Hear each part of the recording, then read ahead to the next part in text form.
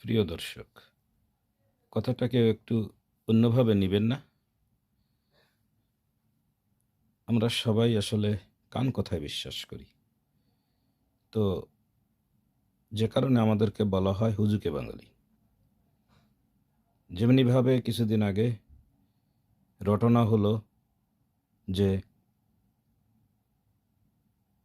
একজন মহিলা ধর্ষণের শিকার হয়েছে। এটা প্রায়ই হয় বাংলাদেশে, দেশের বিভিন্ন প্রান্তে এবং বিদেশেও হয়। যেটা কাম্য নয় আসলেই। এটা হীনমন্যতার বহিঃপ্রকাশ। তবে এই সমস্ত বিষয় নিয়ে আমাদেরকে কিন্তু খুবই সেনসিটিভ থাকতে হবে। মানে গুজবে কান দেওয়া যাবে না। তিলকে তাল বানানো যাবে না। ঘটনাটা আসলেই সত্য ছিল না। সবাই অনেক ধরনের অনেক মজার তথ্য দিয়েছে। অথচ ওই পরিবারটার কিন্তু অনেক ক্ষতি হয়েছে।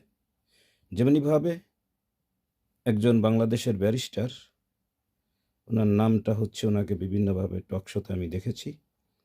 ব্যারিস্টার ফুয়াদ। উনি বলেছেন উনার মাকে নাকি ধর্ষণ করা হয়েছে। নাউজুবিল্লাহ! এই ধরনের কথা মানুষ কিভাবে মুখ দিয়ে বের করে? আপনি একজন ব্যারিস্টার মানুষ, আপনি তো ইংল্যান্ড থেকে লেখাপড়া করে গেছেন, আমরাও করেছি। যে কান কথা কোনো বিশ্বাসযোগ্যতা নাই। অর্থাৎ শোনা কথায় কোনো এভিডেন্স হিসেবে দাঁড় করানো যায় না এদেশের কোর্ট কাচারিতে। তাই আপনারা কখনোই গুজবে কান দিবেন না, যতক্ষণ পর্যন্ত জিনিসটা প্রমাণিত না হবে। সে প্রত্যেকটা ব্যারিস্টারের প্রতি আমার আবেদন যে আপনারা যে লেখাপড়া করেছেন ইংল্যান্ডে, ব্যারিস্টার নামটাকে আপনারা কাজে লাগান। কারণ আপনার দ্বারা একজন মানুষের উপকার হবে, ক্ষতি যেন না হয়। এটাই হচ্ছে একজন ব্যারিস্টারের কাজ। আপনি যে কোনো ক্লায়েন্ট আপনি নিতে পারেন, খুনি হোক, ধর্ষিতা হোক, ধর্ষক হোক, তাই বলে এমন কোনো কাজ করবেন না যাতে আপনার ওই ক্লায়েন্টের সমস্যা হয়। কারণ এই পরিবারটা হচ্ছে এখন ভুক্তভোগী।